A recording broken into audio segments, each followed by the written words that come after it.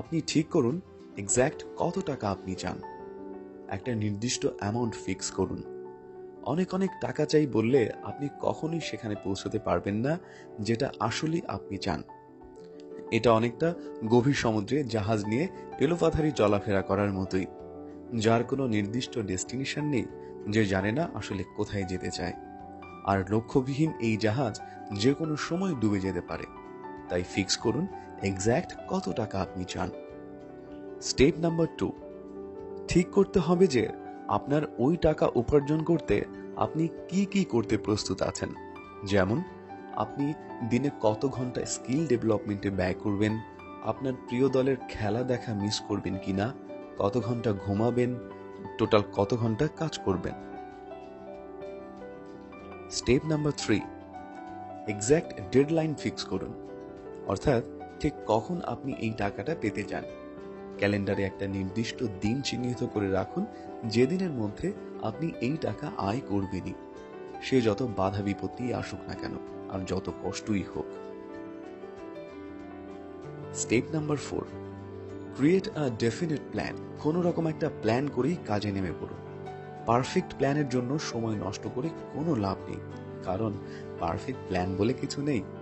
মনে রাখবেন, যত তাড়াতাড়ি কাজে নেমে পড়বেন লক্ষ্য অর্জনে তত কাছে পৌঁছে যাবেন। Step number 5, write down everything. উপরে 4টি স্টেপ কমপ্লিট করে ঝটপট নোট করে ফেলুন, তাহলে দেখবেন আপনার কাজ করার স্পৃহা দারুণভাবে বেড়ে গেছে। Step number 6, read it daily. আপনি যা যা লিখেছেন তার সবই দিনে অন্তত 2 বার পড়ুন। এতে করে আপনার লক্ষ্য আপনার ব্রেইনে একটা জায়গা করে নেবে, যেটা আপনি কখনোই ভুলবেন না। এভাবে আপনার গোল আপনার সাবকনশিয়াস মাইন্ডেও একটা জায়গা করে নেবে, আর আপনি সফল হবার পথে এগিয়ে যেতে থাকবেন। আপনার ডিজায়ারকে আপনি যত বেশি বেশি মনে করবেন, আপনার ব্রেইনে এর একটা ইমেজ তৈরি হবে, আর আপনি আপনার লক্ষ্য অর্জনে তত বেশি ক্রেজি হয়ে পড়বেন। অর্থাৎ আপনি যা পেতে চান তার জন্য স্ট্রং ডিজায়ার তৈরি করা অবশ্যই গুরুত্বপূর্ণ। এবার বাকি 4টি প্রিন্সিপালস আলোচনা করা যাক। Principles number 2, specialised knowledge. Knowledge সাধারণত 2 ধরনের, প্রথমত জেনারেল এবং স্পেশালাইজড।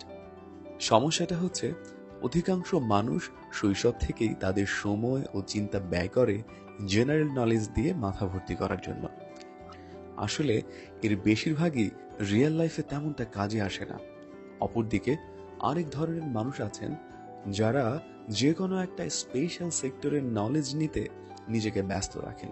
এতে কি হয়, তারা যে কোনো এক বিষয়ে বিশেষজ্ঞ হয়ে ওঠেন, আর এটা দিয়েই রিয়েল লাইফে অনেক অনেক অর্থ উপার্জন করতে পারেন। টপিকের সাথে রিলেটেড একটা ইন্টারেস্টিং গল্প বলা যাক।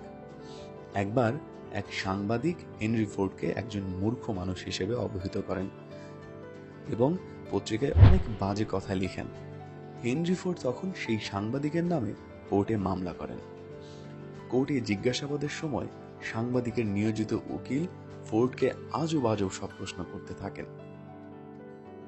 এই যেমন বেনেডিক্ট আর্নল্ড কে, বিদ্রোহী দমন করতে 1776 সালে ইংল্যান্ড আমেরিকায় কত সৈন্য পাঠিয়েছিল, এরকম আরো আরো আক্রমণাত্মক সব প্রশ্ন।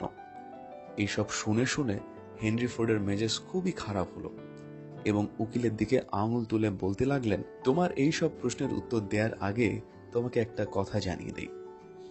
আমার টেবিলের নিচে এমন সব বাটন আছে, সেখান থেকে একটা বাটন চাপলেই একজন চলে আসবে এবং সেই বিষয়ের যে কোনো প্রশ্নের উত্তর দিতে পারবে। এমনকি আমার বিজনেস সম্পর্কেও যে কোনো প্রশ্নের উত্তর দেওয়ার অনেক লোক কাজ করে সেখানে। আচ্ছা, তুমি কি আমাকে বলতে পারো আমি কেন শুধু শুধু সেই সব জিনিস জানবো যেসব আমার কোনো কাজেই আসে না, আর যার উত্তর একটা বাটন চাপলেই পেতে পারি? এ কথা শুনেই উকিল চুপ হয়ে গেল এবং হেনরি ফোর্ডের এই কথাটিকে সবার কাছে খুবই লজিক্যাল মনে হলো এবং সবাই মেনে নিল হেনরি ফোর্ড কোনোভাবেই মূর্খ ব্যক্তি নন। সে একজন সুশিক্ষিত ব্যক্তি, যিনি জানেন কি কি বিষয় তার জানা প্রয়োজন আর কি কি বিষয় জানার কোনো প্রয়োজন নেই। অতএব আশেপাশের অনেক বিষয়ে একটু একটু করে ধারণা রাখার বদলে যে কোনো একটি নির্দিষ্ট বিষয় সম্পর্কে নলেজ গ্যাদার করুন এবং বেশি বেশি প্র্যাকটিস করুন, যেন আপনি এই সেক্টরের বেস্ট হতে পারেন। কারণ স্পেশালাইজড নলেজই কেবল আপনাকে অনেক অনেক আয় করতে সাহায্য করবে। Principal number 3, imagination. বলা হয়ে থাকে, মানুষ সেই জিনিস অবশ্যই তৈরি করতে পারে বা অর্জন করতে পারে যা সে ইমাজিন করে। বুঝতে কঠিন লাগছে? সহজ করে বলি, মানুষ তার ইমাজিনেশন পাওয়ার ব্যবহার করে গত 150 বছরে এত কিছু বানিয়ে ফেলেছে যেটা গোটা মানব ইতিহাসে বানাতে পারেনি। এই তো 100 বছর আগেও কেউ যখন বলতো মানুষ একদিন একটা বাক্সে বসে পৃথিবীর এক প্রান্ত থেকে আরেক প্রান্তে যেতে পারবে, তাও আবার একদিনের মধ্যেই, অন্যরা তখন তাকে পাগল বলতো। কিন্তু এখন আসলেই প্লেন হেলিকপ্টারের মাধ্যমে এটা সম্ভব হয়েছে। যেমন হেনরি ফোর্ডের ইমাজিনেশনের সাহায্যে আমরা টুকটুক করে চলা ঘোড়ার গাড়ির বদলে দ্রুতগতির গাড়িতে ট্রাভেল করছি। ছোট্ট একটা বাক্সে বাটন চেপেই দুনিয়ার এক প্রান্ত থেকে আরেক প্রান্তে কথা বলা তো অসম্ভব কল্পনা ছিল, অথচ আজ একটা ছোট্ট বাচ্চাও এই কাজটা করতে পারে। জাস্ট ইমাজিনেশন পাওয়ারের কারণেই এমন অনেক জিনিস বাস্তবে পরিণত হয়েছে। আপনার চাহিদাকে রিয়েল টাকায় কনভার্ট করতে ইমাজিনেশন এবং আইডিয়া অবশ্যই অবশ্যই প্রয়োজন। ইমাজিনেশন বা আইডিয়া দুই ধরনের, সিনথেটিক এবং ক্রিয়েটিভ। সিনথেটিক আইডিয়া হচ্ছে অন্যের আইডিয়াকে অবজার্ভ ও মডিফাই করে কিছু একটা করা, দুরকম আইডিয়া কম্বাইন করে কিছু করা, একই আইডিয়া ভিন্নভাবে ইমপ্লিমেন্ট করে নতুন কিছু করা, এরকম। সিনথেটিক ইমাজিনেশন বা আইডিয়া খুবই কমন একটা ব্যাপার, যেটা কেবল অন্যকে বা অন্য কিছু দেখেই করা যায়। ক্রিয়েটিভ ইমাজিনেশন এমন কিছু যা এর আগে কেউ কখনো ভাবেনি কিংবা করেনি। প্রিন্সিপাল নাম্বার 4, পারসিস্টেন্স বা অধ্যবসায়। কোনো ব্যক্তির যদি কিছু একটা পেতে বার্নিং ডিজায়ার থাকে এবং সেটার জন্য পারসিস্টেন্স থাকে, তাহলে সেই ব্যক্তি অবশ্যই সফল হবেন। এক্সাম্পল, জাপানের এক গ্রামের কনুশিকো মাতসুশিতা নামের একটি ছেলেকে মাত্র 9 বছর বয়সে পড়াশোনা ছেড়ে অর্থ উপার্জনের উদ্দেশ্যে শহরে পাড়ি দিতে হয়। সেখানেই এক ইলেকট্রিক কোম্পানিতে চাকরি করতে করতেই 22 বছর বয়সে এক ধরনের নতুন ডিজাইনের সকেট তৈরি করতে শিখে ফেলে সে। তার ম্যানেজার সেই ডিজাইনকে অ্যাপ্রুভ না করায় ছেলেটি কোম্পানি ছেড়ে নিজেই নিজের কোম্পানি খুলে বসে।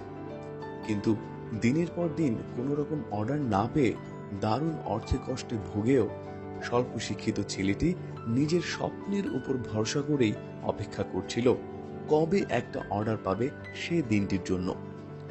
অবশেষে একদিন 1000 ইনসুলেটর তৈরির একটা অর্ডার পেয়ে যায়। সেদিন থেকে আর পিছু ফিরে তাকাতে হয়নি তাকে। সেই ছেলেটির কোম্পানিটি একদিন বিশ্বখ্যাত কোম্পানিতে রূপ নেয়, আর সেই কোম্পানিটির নাম প্যানাসনিক। আরেকটি উদাহরণ দেয়া যাক। একটি ছেলে ছিল যে ছোট থেকেই কানে কম শুনত।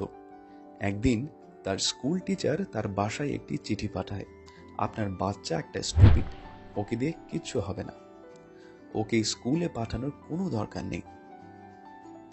তখন তার মা জবাব দিয়ে পাঠায়, আমার ছেলে কোনোভাবেই স্টুপিড নয়, ওকে আমি নিজেই পড়াবো, যে একদিন অনেক বড় হবে। এই ঘটনার পরে ওই ছেলের মধ্যে অনেক বড় কিছু হওয়ার একটা জিদ চেপে যায় এবং তার অদম্য ইচ্ছার জোরেই অনেক বড় কিছু হয়ে দেখায়। ওর অদম্য ইচ্ছার একটি প্রমাণ বৈদ্যুতিক বাল্বের আবিষ্কার। হ্যাঁ, আমি টমাস আলভা এডিসনের কথাই বলছি। বৈদ্যুতিক বাল্ব বানানোর চেষ্টায় এডিসন অন্তত 1000 বার ব্যর্থ হন, কিন্তু তিনি কখনোই হার মেনে নেননি। এভাবেই চেষ্টা করতে করতে বাল্ব বানাতে সফল হন তিনি। সফল হতে ঠিক এভাবেই নিজেকে পারসিস্টেন্ট রাখুন, যতক্ষণ পর্যন্ত আপনার লক্ষ্য পূরণ না হয়। তবেই আপনি সত্যি সত্যিই পারবেন আপনার স্বপ্নকে বাস্তবে রূপ দিতে। Principal number 5, the power of master mind. একজন মানুষ তার চারপাশের অন্য মানুষের দ্বারা দারুণভাবে প্রভাবিত হয়ে থাকে। একজন মানুষ আসলে 5 জন ভিন্ন মানুষের অ্যাভারেজ রেজাল্ট, যাদের সাথে আমরা সবচেয়ে বেশি সময় কাটিয়ে থাকি। যদি আপনি 5জন পজিটিভ মাইন্ডেড ও সফল মানুষের সাথে সময় কাটান, তবে আপনারও সফল হবার একটা ভালো চান্স থাকবে। কিন্তু যদি আপনি 5জন এমন মানুষের সাথে সময় কাটান যারা নেগেটিভ মাইন্ডেড এবং লাইফে চরমভাবে ব্যর্থ, তাহলে আপনিও একজন ব্যর্থ মানুষে পরিণত হতে পারেন। আনসাকসেসফুল লোকগুলোকে খেয়াল করবেন, দেখবেন তার চারপাশে নেগেটিভ মাইন্ডেড সব লোকজন যারা তাকে সবসময় ডিসকারেজ করে এবং নেগেটিভ কথা বলতে থাকে, যার কারণে সেই লোকটি অনেক ভালো চিন্তা করা সত্ত্বেও ভালো কিছু করতে পারেন না। অপরদিকে সাকসেসফুল লোকদের দিকে একটু ভালো করে নজর দিলেই দেখবেন তারা পজিটিভ মাইন্ডেড লোকেদের সাথে সময় কাটান, যারা তাকে পজিটিভ কথা বলে, সাহস দিয়ে থাকে এবং এগিয়ে যেতে যথেষ্ট হেল্প করে থাকে। কাজেই যাই হোক না কেন, পজিটিভ ও সেম মাইন্ডেড এবং সাকসেসফুল লোকেদের সাথে সময় কাটানোর চেষ্টা করবেন। আপনি যদি একজন স্টুডেন্ট হন, তাহলে চেষ্টা করুন আরও 5জন ভালো স্টুডেন্টের সাথে সময় কাটাতে। আপনি যদি একজন কর্মজীবী হয়ে থাকেন, তাহলে 5জন ভালো কম্পিটিটিভ কলিগ খুঁজে নিন। আমাদের পরবর্তী ভিডিওগুলোতে আমরা আরও অনেক আলোচিত ও বহুল পঠিত বই থেকে আপনাদের জন্য প্রয়োজনীয় দারুণ কিছু বিষয় নিয়ে আসব।